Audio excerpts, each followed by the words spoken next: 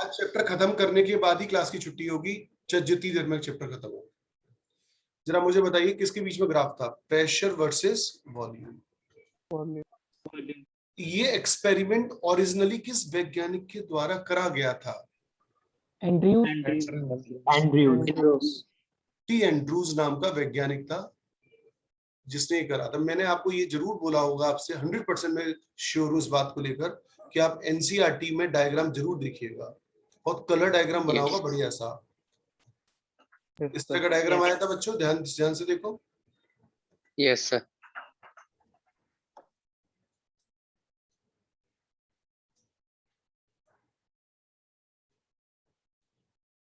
Yes sir.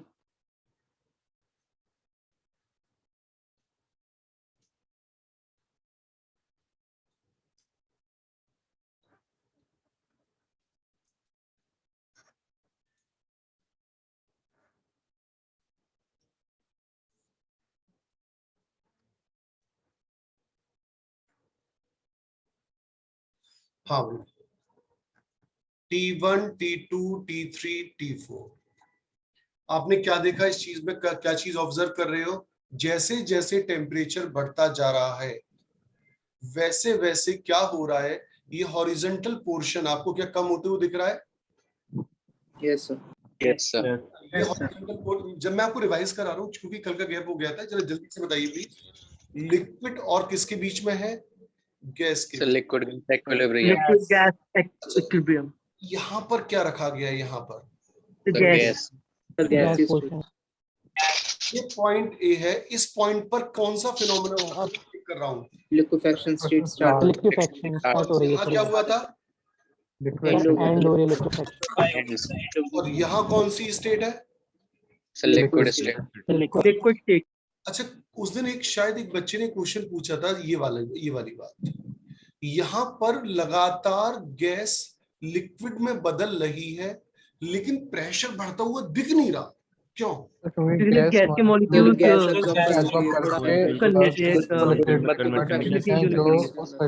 करता है। जितना हम प्रेशर बढ़ाते हैं उसी प्रोपोर्शन में गैस लिक्विड में कन्वर्ट हो जाती है और बढ़े हुए प्रेशर को एब्जॉर्ब कर लेती है, इसलिए पता नहीं चल रहा। अच्छा, मेरा अगला सवाल, ये वाला पोर्शन छोटा क्यों होता जा रहा है लगातार?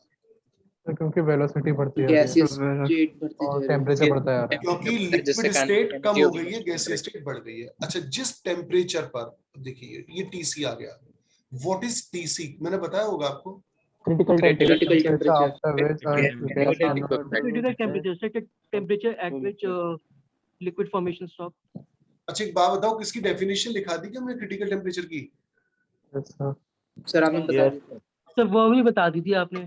लिखाया कि नहीं लिखाया है? में लिखवाया लिखो। नो सर, लिखवाया नहीं। देखो अब थोड़ा तेज चलो, है ना, क्योंकि अब आसान चीज आएंगी। Critical temperature, it is the temperature above which, it is the temperature above which a gas cannot be liquefied. A gas cannot be liquefied by increasing pressure. By increasing pressure. Numerically, critical temperature is equal to 8A upon 27 RB.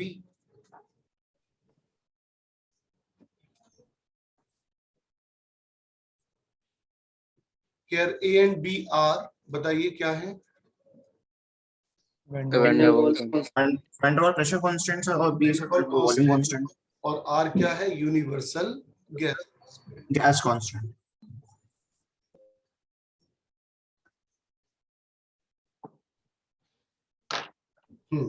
अब लिखिए, इसी में आगे लिखिएगा, कुछ मैं point को cover कर रहा हूं, ध्यान से देखिएगा।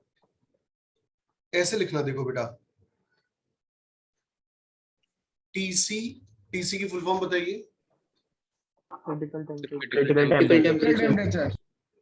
क्रिटिकल टेम्परेचर, और यहां मैं लिख रहा हूं, देखिए क्या, पोलर गैस। का ज्यादा होता है किससे? Critical temperature of non polar gases.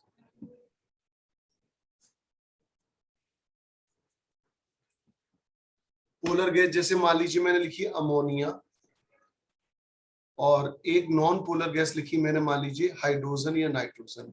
बताइए किसका क्रिटिकल टेम्परेचर ज्यादा होगा? अमोनिया। देखो क्रिटिकल टेम्परेचर किसको शो करता है? अट्रैक्टिव फोर्स के मैग्नीट्यूड को, जो वेंडरवॉल कांस्टेंट ए शो करता है। तो पोलर गैसों का क्रिटिकल टेम्परेचर ज्यादा होता है नॉन पोलर। मान लीजिए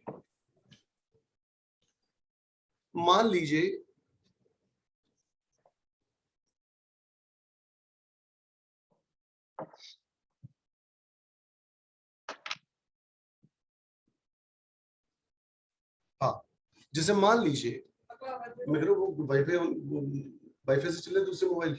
हाँ? बंद कर, जरूरत है, स्पीड कम हो रही है। हाँ, नाइट्रोजन ऑक्सीजन, नाइट्रोजन और हाइड्रोजन। हाँ देखता हूँ थोड़ी स्पीड में अंतर आ गया। नाइट्रोजन और हाइड्रोजन, देखो अगर अगर दो गैसें आपको दे रखी हो लेकिन दोनों ही नॉन पोलर गैसें दे रखी हो, तो आपको मैंने बताया था कि वेंडरवॉल कांस्टेंट यानी कि attractive force gram molecular mass के डायरेक्टली प्रोपोर्शनल होता है। तो ये बताइए किसका क्रिटिकल टेम्परेचर ज्यादा होगा, नाइट्रोजन का कि हाइड्रोजन का? नाइट्रोजन। अगर दोनों गैसें पोलर हो तो डायपोल मूवमेंट देखा जाता है, दोनों गैसें नॉन पोलर हो तो ग्राम मॉलिक्यूलर मास देखा जाता है, और एक पोलर और एक नॉन पोलर हो तो पोलर का हमेशा ज्यादा होता है। रिपीट कर दीजिए, मैं 3 पॉइंट बताया आपको। अगर दोनों पोलर में पोलर का मूवमेंट देखा जाता है, अगर दोनों नॉन पोलर हैं तो gram molecular mass, non polar हैं तो पोलर का ज्यादा होता है। अच्छा, दोनों अगर पोलर हो तो क्या देखेंगे? Sir dipole moment. दोनों नॉन पोलर हो तो क्या देखेंगे? Gram molecular mass. और एक पोलर और एक नॉन पोलर हो तो पोलर का। जैसे वाटर वेपर का डायपोल मूवमेंट ज्यादा होता है अमोनिया वेपर से, तो जरा मुझे बताइए वाटर और अमोनिया में किसका टीसी ज्यादा होगा?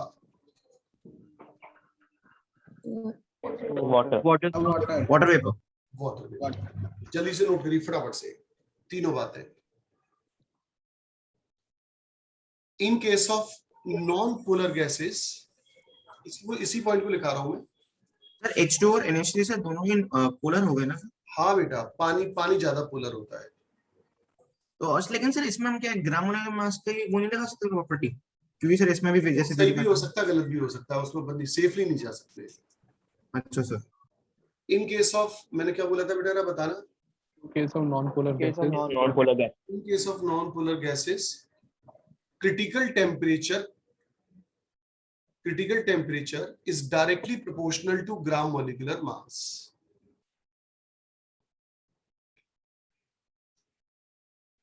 Critical temperature is directly proportional to gram molecular mass. ये वाला एग्जाम्पल उतार दो।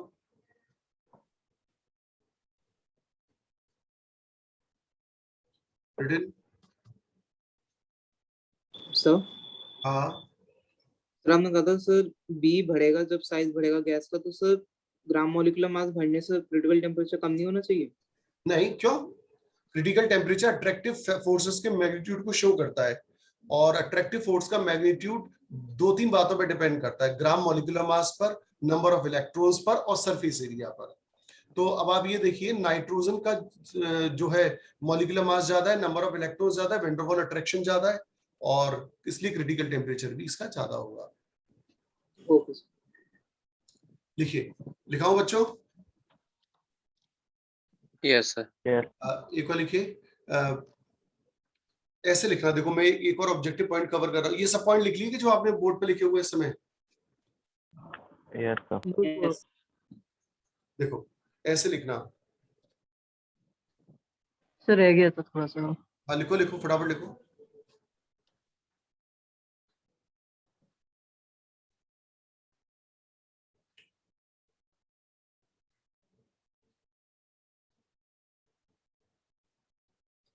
लिखिए, ease of liquefaction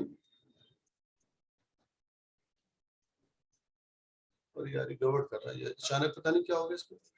अच्छा खासा वाईफाई आ रहा था। Ease of liquefaction is directly proportional to critical temperature.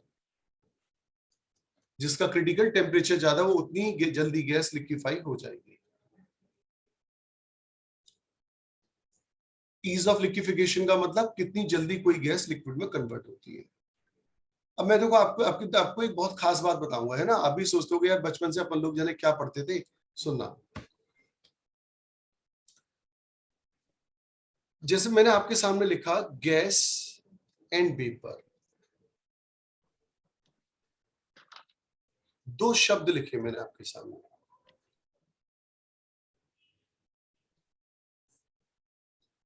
Gas and vapour. कई बार हम लिख देते हैं CO2 वेपर्स और कई बार हम लिख देते हैं CO2 गैस। देखा जाए तो हम दोनों को एक ही चीज मान लेते हैं, लेकिन देखा जाए तो इन दोनों में जमीन आसमान का अंतर है।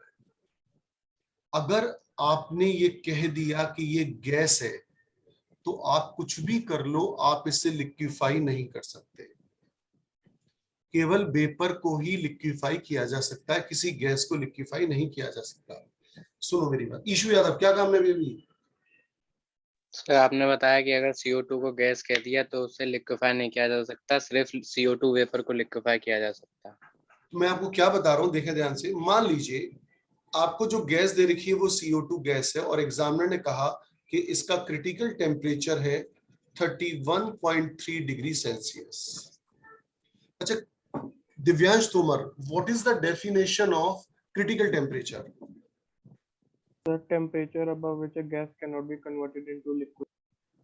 Cannot be converted into liquid. आगे तो बताइए। By increasing Pressure. by increasing pressure. एक CO2 गैस का आपके पास सैंपल है और उसका क्रिटिकल टेम्परेचर इतना, और मैंने CO2 गैस को अभी रख दिया है 32.9 डिग्री सेल्सियस पर।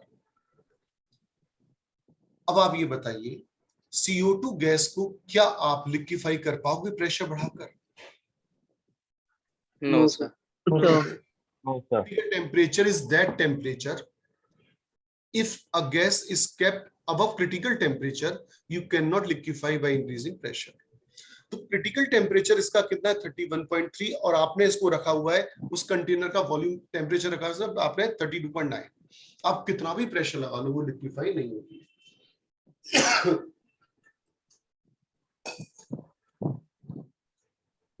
तो यहां पर हम CO2 को क्या बोलेंगे? Gas.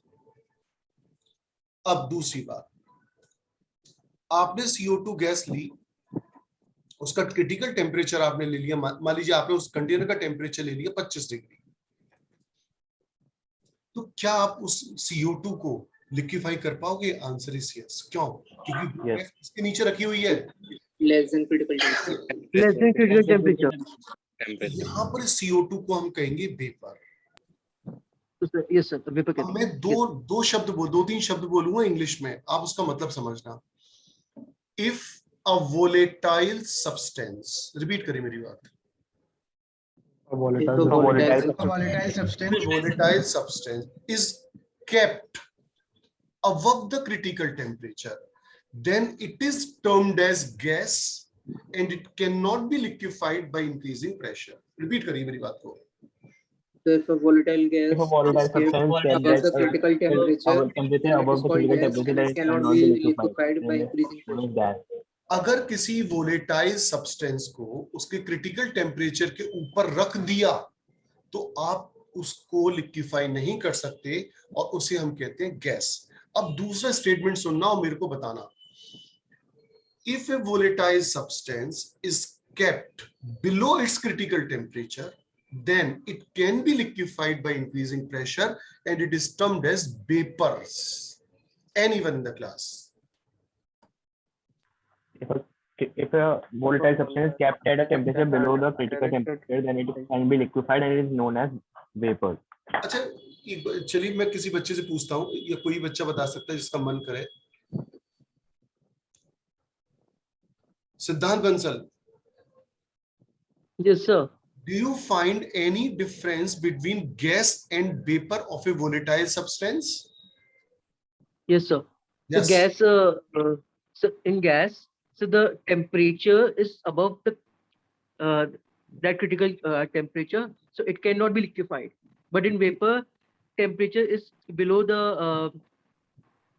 that critical temperature, so it can be liquefied.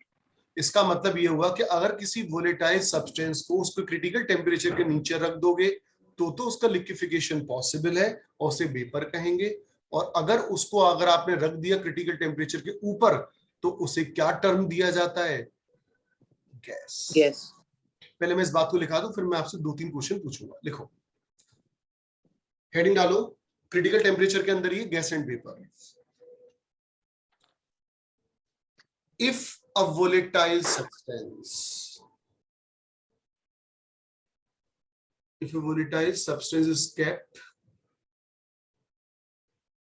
above the critical temperature,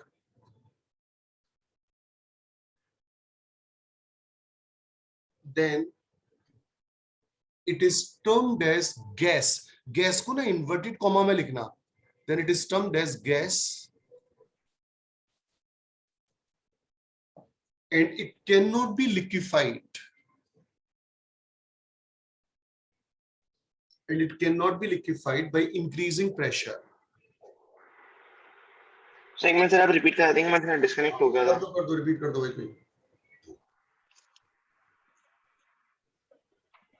So if a volatile substance is kept above critical temperature, then it is called gas and it cannot be liquefied by increasing pressure. Okay sir. अब लिखो second statement, if a volatile substance is kept, if a volatile substance is kept below its critical temperature, then it is termed as vapors.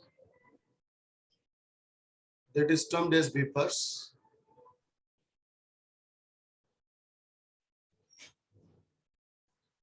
That is termed as vapors, and it can be liquefied. That it can be liquefied by increasing pressure.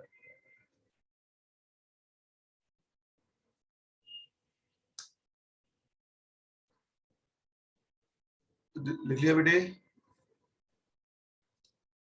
अच्छा, मुझे जरा बताइए example number 1 और example number 2 से आपको क्या सीखने को मिल रहा है?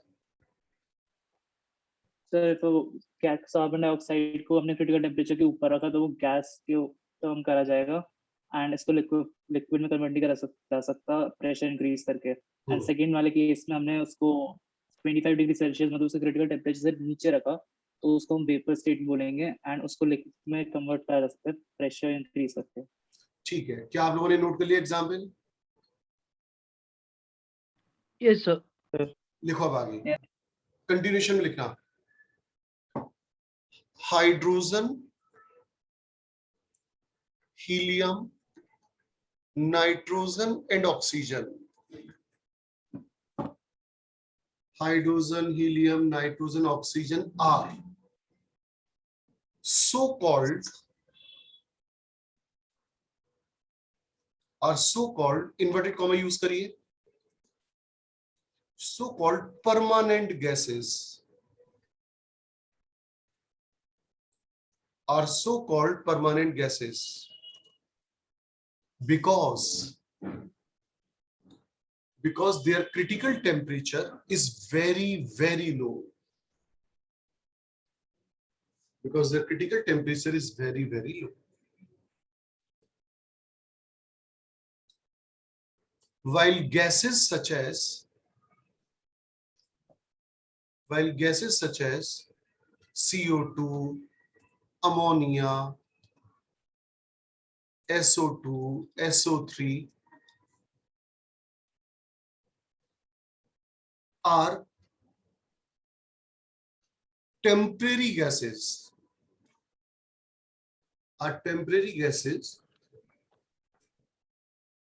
because they have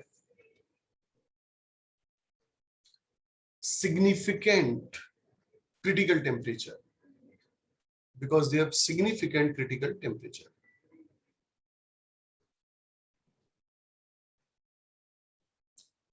देखो बेटा, ये वाली बात जरा समझ लो, परमानेंट गैसेस शब्द का मतलब क्या है। जैसे मैं हाइपोथेटिकल लिखूंगा, एग्जैक्ट वैल्यू आपको याद नहीं करनी है। जैसे हाइड्रोजन गैस है, मान लीजिए, इसका क्रिटिकल टेम्परेचर वैज्ञानिकों ने देखा -121 डिग्री सेल्सियस, है ना। अब आप जरा सुनना, समझना इस वाली बात को। एक हाइड्रोजन गैस का सैंपल है आपके पास, और इस समय हाइड्रोजन गैस रूम टेम्परेचर पर रखी हुई है। क्या आप इस हाइड्रोजन गैस के सैंपल को लिक्विफाई कर लोगे, नहीं कर लोगे? बस इतना बता दो इस समय। No sir. क्यों नहीं कर पाओगे? क्यों नहीं कर पाओगे? वो टेम्परेचर, उस गैस का टेम्परेचर क्रिटिकल टेम्परेचर से क्या है, ज्यादा है। ये रीजन है, हाँ या ना? Yes sir. मान लीजिए अब आपने क्या करा, एक्सपेरिमेंट नंबर 2 करा। आपने हाइड्रोजन गैस के सैंपल को इस बार रख दिया मान लीजिए 0 डिग्री सेल्सियस पर, तो क्या अब आप हाइड्रोजन को लिक्विफाई कर पाओगे? No sir. क्यों नहीं कर पाओगे? अभी भी इस बार आपने तीसरा एक्सपेरिमेंट किया, आपने हाइड्रोजन गैस का सैंपल ले लिया -100 डिग्री सेल्सियस, क्या अभी भी लिक्विफाई कर पाओगे? No sir. No sir.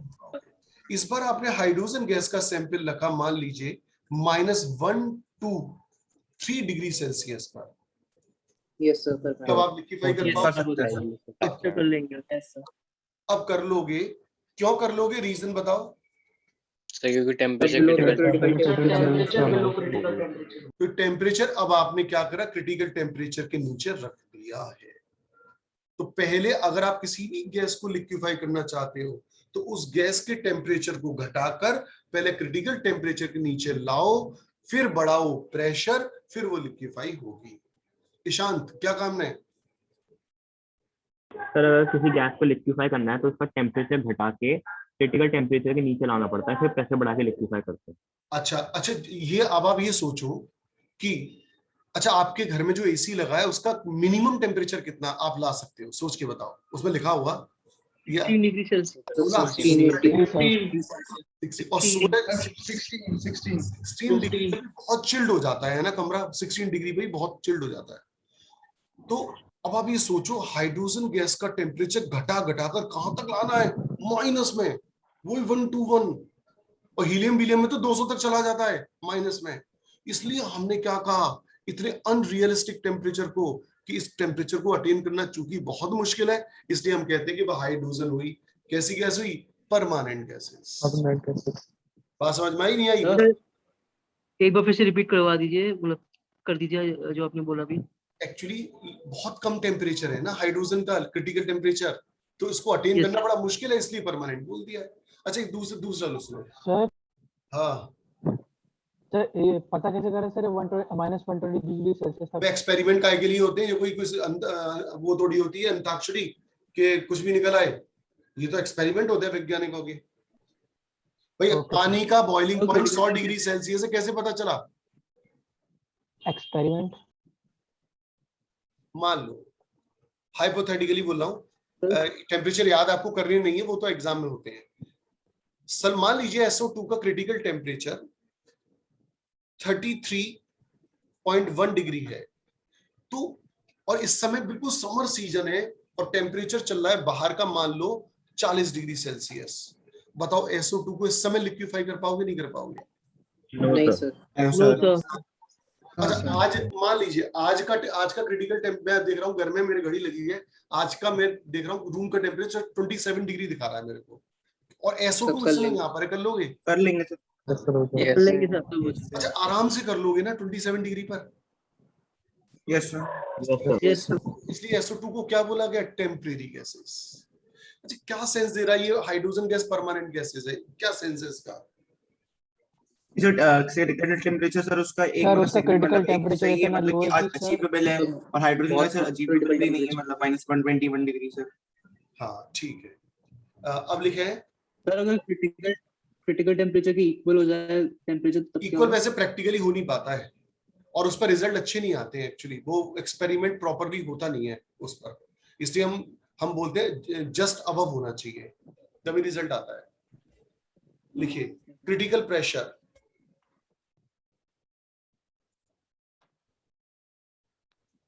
Critical temperature के बाद अब आप हेडिंग डालें critical pressure. It is the pressure exerted by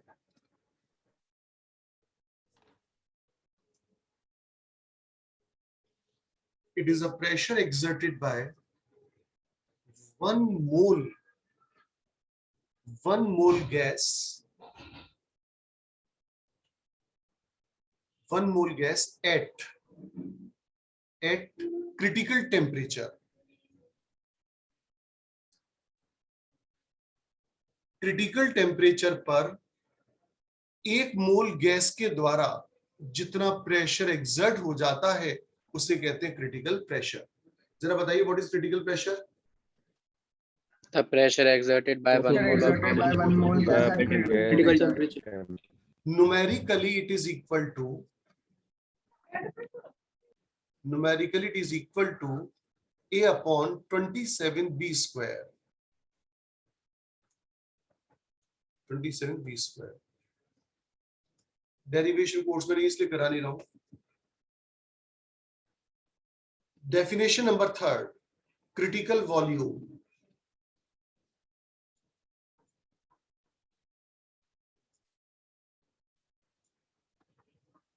critical volume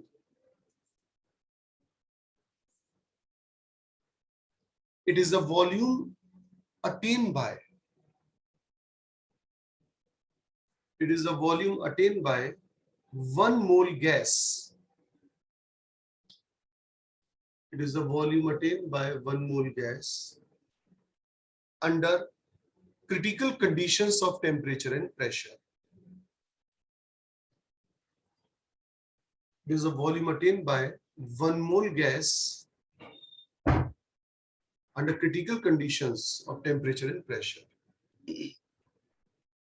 Numerically it is equal